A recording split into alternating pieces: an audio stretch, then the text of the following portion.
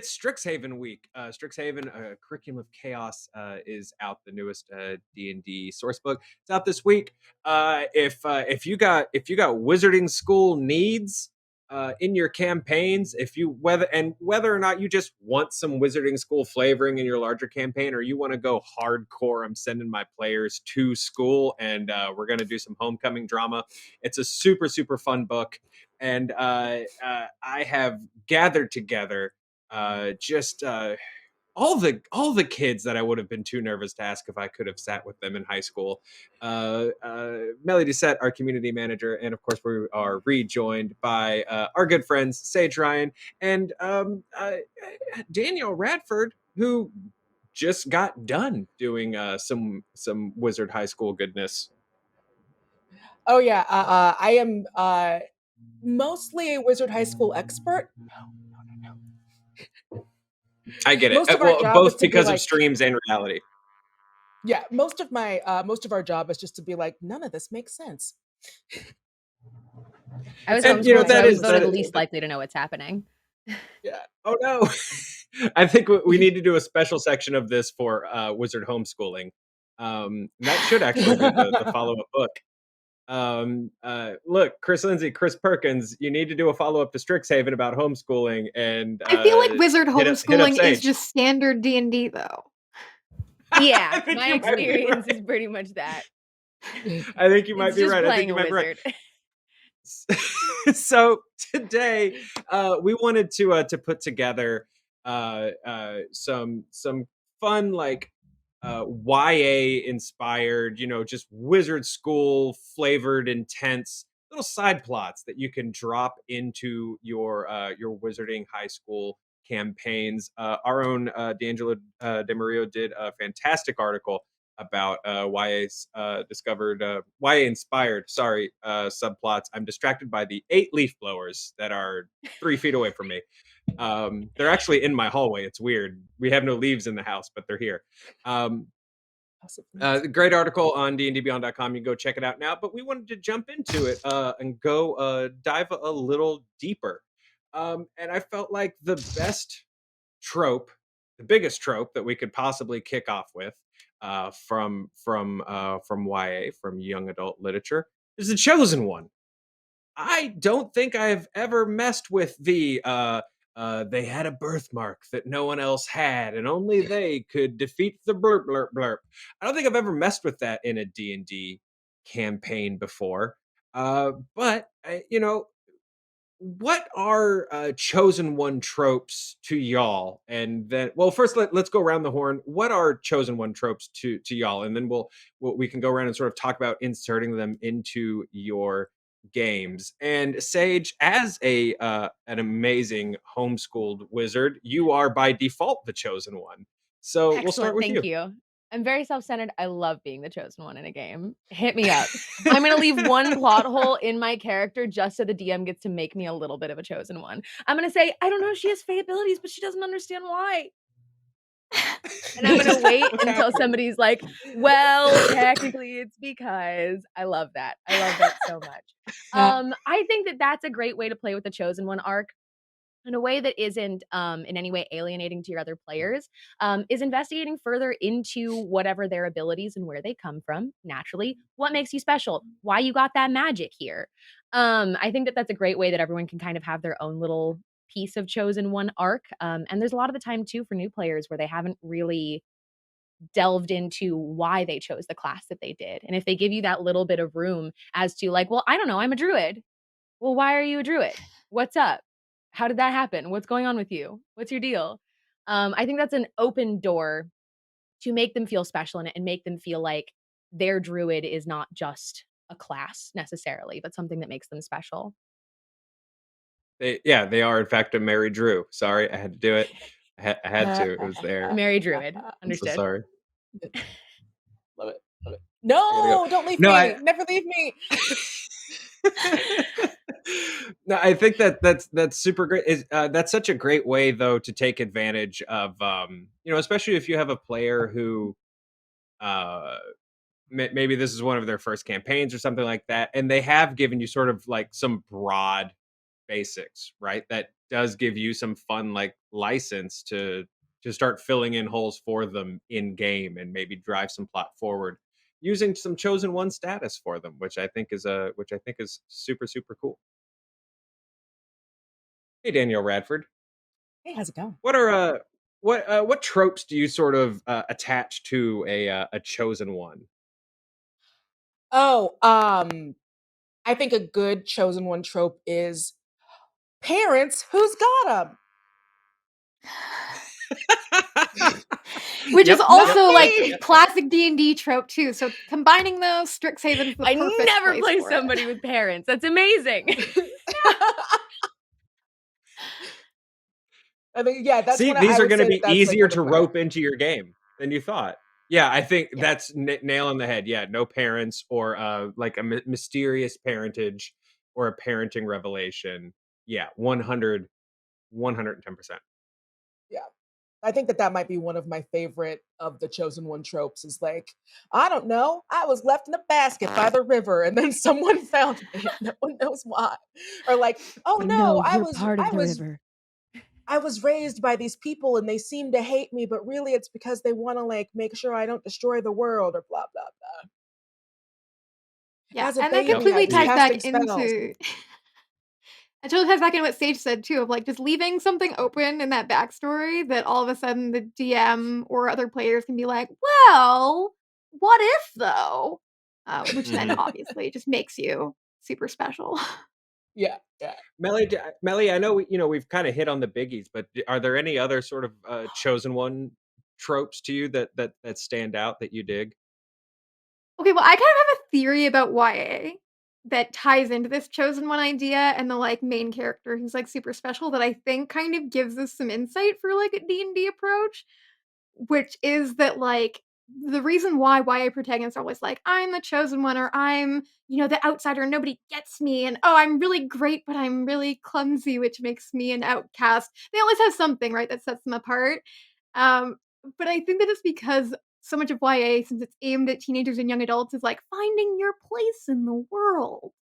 And so then you get that found family aspect of like, I'm weird, but by the end of this series, I'm going to find my place. I'm going to be somebody. I'm going to have Mm. people. And so I think that that found family thing ties back in. And it kind of gives you a reason to say, okay, all of my players in this party are in some way that person. They are the chosen one. They got the weird thing that makes them an outcast. There's something that has set them apart. And that's why they're a main character in this story. And then, Yeah. okay, how do we then bring you together like you do in every D&D campaign where here's a bunch of weirdos and somehow they're going to be friends. Let's see what that turns into. And I think that's just like, there you go. And I think Danielle, Misfits and Magic does this so great where you have these people coming from these different places. None of them know what they're getting into. And we get to explore all of them as they do that. So they're all kind of the special chosen one and they all have different approaches to how they come into that. So I think also just Yeah. watch Misfits and Magic for inspiration as a general rule for Strixhaven. Just saying. hmm Well, it's I was funny gonna say because as a I general I rule, started full this. stop. Yeah. Yes, As 100%. a general Well, sorry, because I rule, started watch it. this to be like, at the beginning of this video, I was like, I've never specifically played with the chosen one trope, and then the three of you are just like, well, they're basic D&D tropes. So yes, you have in every game of D&D that you've ever run. Um, but how do we? Let's talk about. Okay, so you've got a chosen one in your party, or chosen ones in your party. That's the plural of chosen is choosend. If Yeah. multiple people are chosen, that is a We group all of know this. choosend. It's in the dictionary. Check it out. Look at But how do you? What are some tips and sort of tricks, like as a DM, to really start like applying, sort of chosen one storylines to your characters in your campaign? that. For I'll me, let the it actual all DMs comes answer that first. All at once. For me, it all comes down to like that session zero. My favorite part of that, I mean, yes, you can establish, boundaries and safety and all of that, but another thing you can do is literally like establish a bunch of meta knowledge together. I'm the DM that doesn't think that meta is bad. I love kind of everybody sharing a little bit of insight and then somebody else grabs onto that and they just sort of start to build in these different things that are secrets to the characters. The characters don't know. that everybody will then play towards. So you can kind of establish at the beginning, like, oh, I'm gonna use like this thing. You know, when we read that book that I thought of just off the top of my head, Shadow and Bone. There we go. There's a YA book that I've read. You know, Shadow and Bone, when they do this thing, I kind of want to do that. And everybody at the table's like, oh yeah, I liked when I read or watched that on Netflix or whatever. And they'll all play into that together. And it's not just the GM's job to do that. If you let this meta be established, all of a sudden everybody at the table is invested in bringing those moments and those exciting things. And in a story with Strixhaven, which is a lot more like about the narrative and about these other things instead of this grand world-escaping adventure, having those like things, those you know, stakes in the ground of like we want to get to these points, it's gonna like really drive that, and I think that can be really fun. Yeah, Yeah, I think think that that's that's a my really good favorite idea. thing about. This Yeah. Phoenix delay is absolute murder. I know. But yeah, So no, I think that that's so my favorite thing about a session 0 is everybody getting together and collaborating. Oh, yeah, it's murder. Sorry. the way that these will Uh, work from now on, by the way, is one person will say one thing, and then the rest of us will Greek chorus at the same time, uh-huh. say how much we like it, Yeah, because and it's we'll just either that let we that are be silent established. for 15 seconds after, Mhm. or we all talk at the same time. There's no in between. Uh, I think that the easiest way to bring the like chosen one plot in is like, I mean, it's your standard. It's your mystery NPC that like knows a thing about you. They're not supposed to know. They approach and you're like, "Why do you know my name? What do you mean? I don't understand." Or they're like, "Ah, yes, I haven't seen you since you were just a baby." That's it. That's it. Because either you have a party that goes, "Well, that was odd," and walks away, and that's very funny. Or generally, that becomes a huge thing that everyone gets to investigate together and gets the other players involved in being like, "Who is this person? Are you in danger? Can we protect you? What's going on? What's your deal? Are we mhm. safe around you?" Even those questions. Yeah, I think that's your like easy bring in. Yeah, no, absolutely. Mm. And I think something, and I got this one, and then I want to talk to Danielle about being a player in the world of choosing. But I think something fun you can also do with your players is kind of the guessing game. I was thinking about this with Wheel of Time kicking off on Amazon. While not quite a YA, something interesting that they've done with the adaptation of the show is, whereas in the books it's pretty clear out the gate who the chosen one is, the show is kind of going like, here are the six main characters, it's one of them, and there's a genuine like mystery that they've built up as to, okay, well, who's it going to be, because everybody's kind of displaying Mm. choosing traits, right? And I think that can be kind of a fun thing to play with your party too, where it's like, obviously everyone's important, but only one of you can destroy the necromancer, um or only one of you And can then you let your party be completely head boy. destroy that idea and tear down the system, as Yeah, all D&D yeah, parties tend to absolutely, do, which is also very exciting and also very absolutely. YA. The first book's about Chosen One, and the second book is like things get revealed, and the third book is like, let's just tear down the whole system. It's all broken. Yep, burn it down. Yep. Danielle, Sorry for the spoilers for um every YA book ever. And And movie and television show. Yep. eventually all the click stand-ins say, wait a minute, it's the principal that's bad. Let's get him. Danielle, as a recent player in sort of a YA focused campaign, yeah, how do you deal with the chosen ones, and supporting maybe your party's chosen one? Well, so for us, there's kind of two chosen one aspects. Mostly we're the anti-chosen ones. Like that was kind of Hmm. what we played with. Like the entire idea was is like we are the worst people to go to a magical school, which is why we are invited. Um, and so we have one of our PCs, Evan, who is a spoiler alert for a show that's been out for a minute. But Evan is basically like he is like the dark one, but he is trying very hard to not be the dark one. And so it's this combination of, yes, found family for sure, like supporting each other, like because we are these like misfits at the school. Like no one wants us there. And so we all have to bound together and do this. And then we have this extra challenge of um also, while we support each other, there is this very sad boy, the saddest of boys. And one of the things that we bond through is making like building our friendship with him and like making sure that he feels like loved and cared for and all that stuff. But it's really like the and I think that this goes for most adventuring parties when you get a bunch of wacky people together, it becomes that like it's us against the world.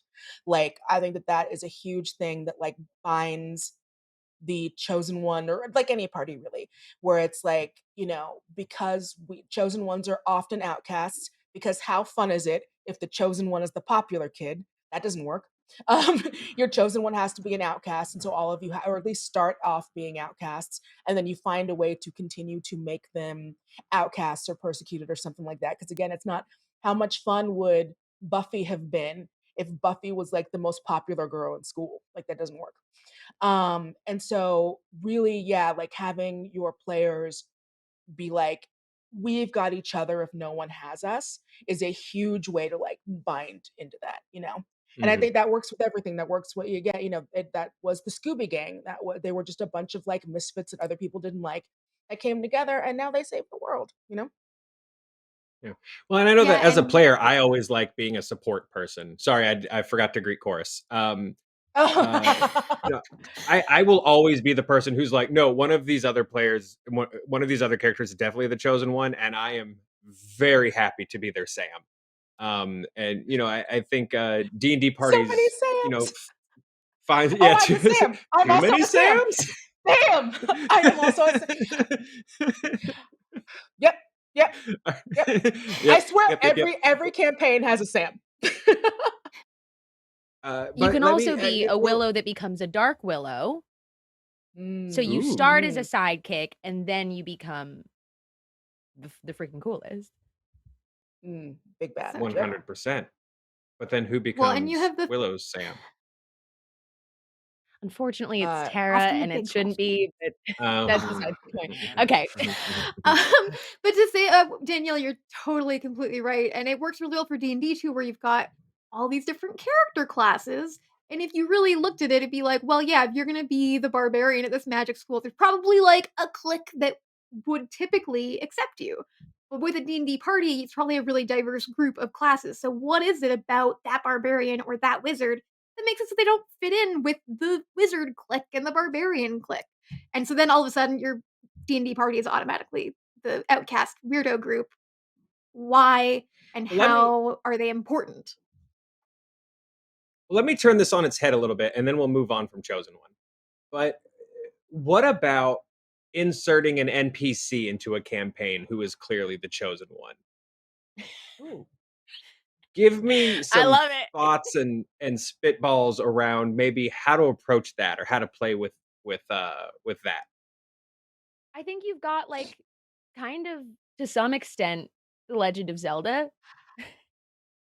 Like, you can Mm. be the Link, you can discover a princess and be like, "It is now my job to protect this and do this," and, like, Link is obviously chosen and very special, like all of your characters are gonna be. You're all gonna be very special, but there is the idea of dropping in an NPC that is lost royalty or is some kind of missing person from a prophecy of some kind, and there is something very special about being the people, that it is the destiny to protect or transport or, reunite, for instance, that character. Yeah, like your Will Byers in Stranger Things. Like he's the NPC that everybody wants to help and save, and all the other characters are your D&D party who are actually doing the work to do that. Yeah, Mm. it's Will. good. I Big Will. another thing that I really like, because I've played around with this concept a lot, is I like the idea of having an NPC who is the chosen one, and you have to go clean up their messes. Like kind of like Ooh. with the Will Byers thing, but I always like the idea of like, I'm the chosen one, but I don't know how to do this. It's like, well, great. Like the chosen one has now like exploded the building. how do we like get everybody out and fix everything, you know? Very much and then I think it's very interesting if that chosen one does wind up being the big bad at the end of the season. Like Ooh. maybe through being corrupted, or maybe through just maybe that was always their destiny and like they didn't know it, you know, maybe like dad was Ganon, or dad was a goblin, or dad was an orc and like you didn't know. And so then you become like, you know, you become that person, you know, you find out that you're adopted, your family is a bunch of frost giants, and like now you got to kill your brother, like that kind of thing, Yes, you you know, do. No, the as you old do. trope. Well, yeah, you Well, and I know. think Well, I I love think that. too. Go ahead. Oh, sorry, we chorused. I really Course. love that because there's also an opportunity, because it's something I do like about Strixhaven is that I feel like there are a lot of elements in the book that feel kind of persona y a little bit. Mm, And you know, if the chosen one of your story is not in the party, you have an opportunity to let their interaction shape whether or not they're going to raise that building to the ground or end up being the big bad and stuff like that. You know, it's uh you know, it's the difference between like uh uh Harry Potter being adopted by the Malfoys instead of mm, instead of being watched over by Dumbledore, right?